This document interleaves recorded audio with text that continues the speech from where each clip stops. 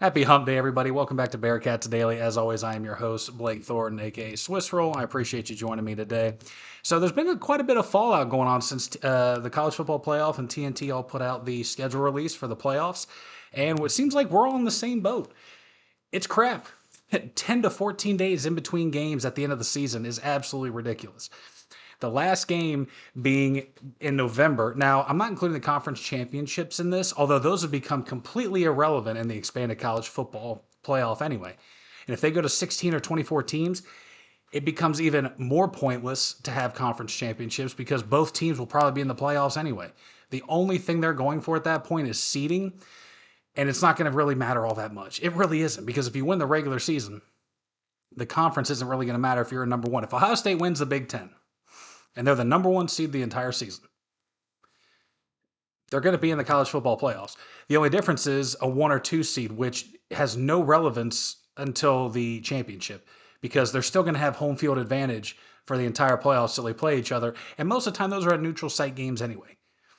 So thankfully, it seems like I'm not the only one that is not a fan of the length of this schedule, going over a month and a half essentially for the postseason. I don't think it's going to matter to them because it's a money grab. They're not going to change anything, but fingers crossed for all of our sakes that they make adjustments, because this goes into last season. People were furious with how the length and the delay and everything else that went on. And the NCAA basically just said, we don't care. We're going to make it longer. We're going to really stick it to you with a middle finger. So we can all sit here in our clown makeup and dance around in a goofy circle the entire time because they're just not going to ever make a change. And it's unfortunate. So we're just all clowns in makeup running around dairy. What are you going to do? But in terms of time, we talk about time here. We've got a lot of players. We've discussed this. Over 40 transfers coming into the roster this season. Between transfers and recruits, 40 plus guys, including our starting quarterback and our number one wide receiver. Now, the number one wide receiver with Gibson, can they develop that connection, him and our quarterback, JV French, in time for the season? Now, the spring game showed promise. 3 touchdowns on the connections between the two. They played well together, but that spring football against a new defense that's working in guys as well. Can we really read that much into it? Is there hope to be optimistic? Absolutely. I have no issue with people being optimistic with these guys being able to lock in and get on the same page moving forward. We have seen historically quarterbacks and receivers that are just locked in together play better. And being a Cincinnati team, I'm going to go to my favorite dynamic duo, Joe Burrow and Jamar Chase. We can go other routes as well with Desmond Ridder. With them, we can go Joe Royer and Brendan Sorsby. When you have that meshing, the connections that are just built through reps and time, it really makes a difference on the field, especially in terms of timing. And I'm wondering if when the season starts, especially through the first 3 weeks of the non-conference schedule, that they have trouble locking in. And I really, that's a fear of mine because timing and route running is crucial, especially for the quarterback to get the ball there on time. And if we don't have that set up, it's going to be a really, really rough start to the season. I am okay with being optimistic on it. I have no doubt that they can get it together. But they've got to put in a lot of reps, and we're going to see that coming up with fall camp. Their summer workouts have started. They are all out on the field getting in reps and working. So we have the process, but is it going to be enough time? I think it will be. Obviously, we got to just expect a 500 season or better this year and that's going to have to be the bar. The way the Big 12 is shaping out, the top 3 teams it's a heavily loaded conference at the top. There's some good teams out there. Texas Tech, even without Brendan Sorsby, will be competitive. BYU returned over 2/3 of their starters from last season. Utah is showing tremendous growth on that team. I just don't expect our Cats to be as on top of things as we've been in the past. So obviously we can hope for a 500 season, and really anything beyond that, hey, this is stuff to be excited about. Anything below that, maybe we light our torches and, go march on Nippert and hope they fire Satterfield to listen. But I'm not saying we should go in there and throw an insurrection out at him, but it's a plausible aspect to where there has to be accountability held. We can't say, well, Sorsby left and everyone transferred out, so is it really Satterfield's fault? It is. It's his locker room. It's his program. If guys aren't staying and he's having to get all these transfer portal guys in every single year for a one and done, that's on him. That's on him as a coach. That's on the school administrators. It's just a failure of a program at that point. We'll keep an eye on it as we continue into the fall workouts when they go to higher ground, and obviously we'll have some of that. Interviews are hopefully on the way with some of the guys before they get started, just to see what the thoughts are in the room. It'd be interesting to see, especially a lot of the new guys who have been at other places that are getting their first step through the transfer portal here at UC. So we'll keep you up to date with those as well. A little bit more basketball news. I know there is a lot of excitement surrounding Coach Calhoun and his newly revamped roster of men's basketball players. The University of Dayton and Cincinnati have renewed their home-and-home series. The last couple years, they have been playing at Heritage Bank Arena. They have not been to the Dayton since 2004 for a regular season game. So typically, UC has dominated these matchups. Historically, they are 62-32 historically in this matchup. UC has won 15 of 19, dating back to 1989. So we pretty much own the series in the modern era.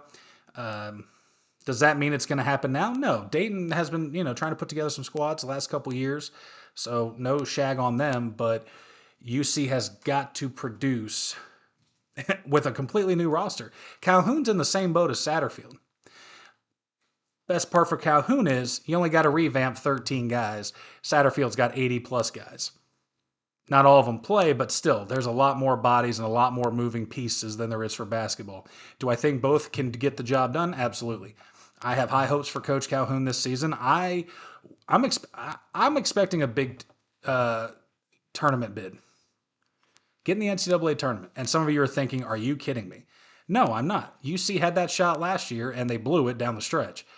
There's nothing that Coach Calhoun has done in his career, especially at Utah State with a much smaller school and roster, getting an NCAA tournament bid and a win. He didn't just make the tournament, they won a game, which is more than I can say for our Cats in recent history.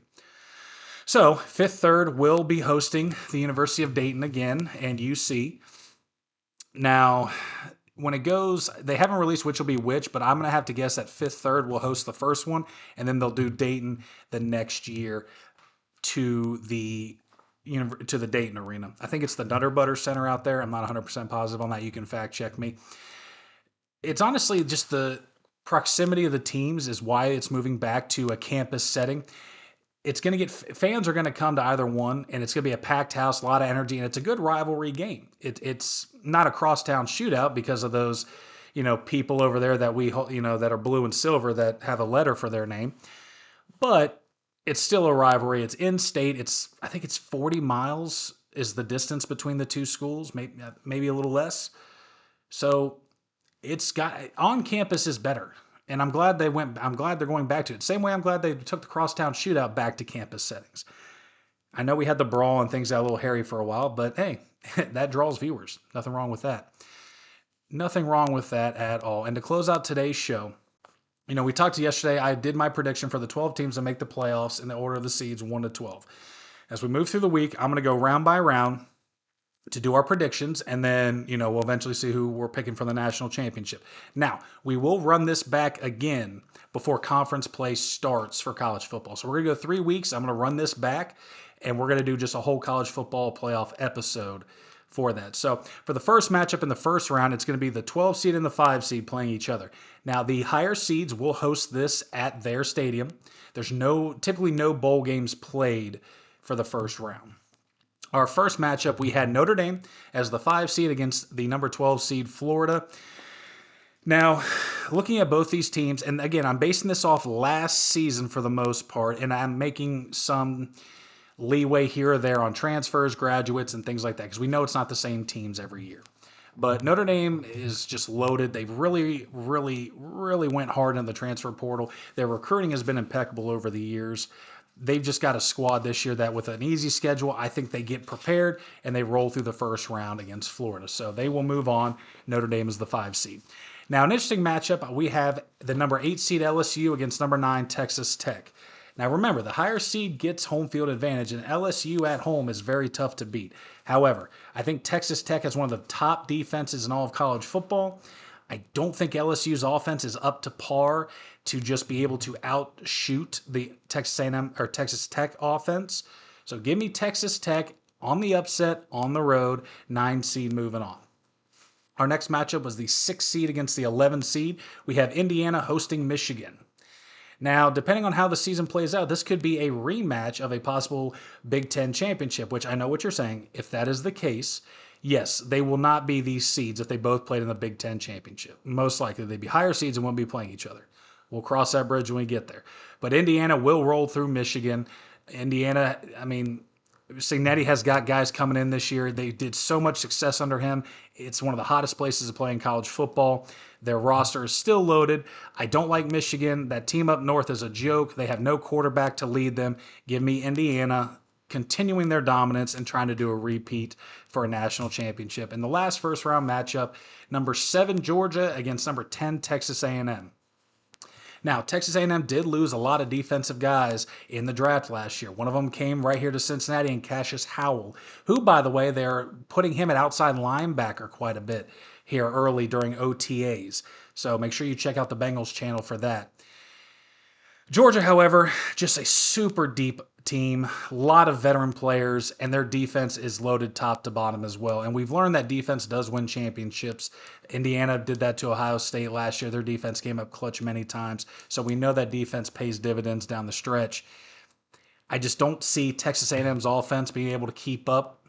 And Georgia at home, one of the tougher teams in the league to play against. So Georgia will move on as well. And that'll be the end of the first round matchups. We will start with the quarterfinals tomorrow to end the show. And I do want to end with UC prediction. I mean, probably the Birmingham Bowl or the Liberty Bowl if we get bowl eligible. I got to be honest with you guys, I don't know if we're going to be bowl eligible. I don't have faith in Satterfield to coach us to a bowl game. Do I think he can make us go 500? Yes. But I just don't, through his career, I don't have enough evidence to be able to win in November and get us to be bowl eligible, because we're not going to be bowl eligible until November, and Satterfield has never won in November. So, even though I'm being pessimistic in that aspect, it's still UC football. It's still the best time of the year with football season. A lot to look forward to. We'll go over more stuff tomorrow. We're going to talk a lot more about the class of 2027 that they'll be bringing in.